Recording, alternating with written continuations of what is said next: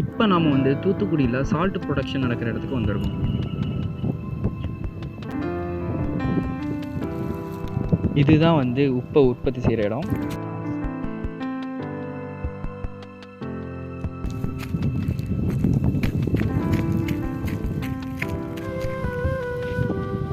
இங்கே தான் வந்து டேரெக்டாக கடல் தண்ணியை வந்து இங்கே இந்த இடத்துல வந்து ராக் சால்ட்டாக மாற்றி அதை வந்து மேனுஃபேக்சரிங் இண்டஸ்ட்ரிக்கு வந்து அனுப்பி விடுவாங்க.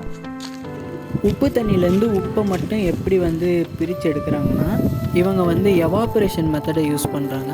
இவங்க கிட்ட இருக்கிற பிளேஸை வந்து குறிப்பிட்ட ஸ்கொயர் ஃபீட்டாக பிரித்து அதில் சால்ட்டு வாட்டரை வந்து பாய்ச்சுறாங்க. தண்ணியெல்லாம் நீராவியாக போனதுக்கப்புறம் நம்மளுக்கு வந்து கீழே செடிமெண்ட்டான சால்ட்டெல்லாம் கலெக்ட் பண்ணுறாங்க.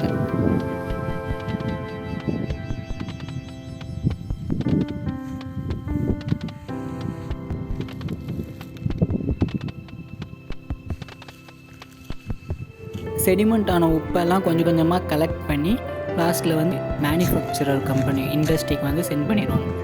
இப்படி தான் நம்மளுக்கு வந்து உப்பு கிடைக்குது.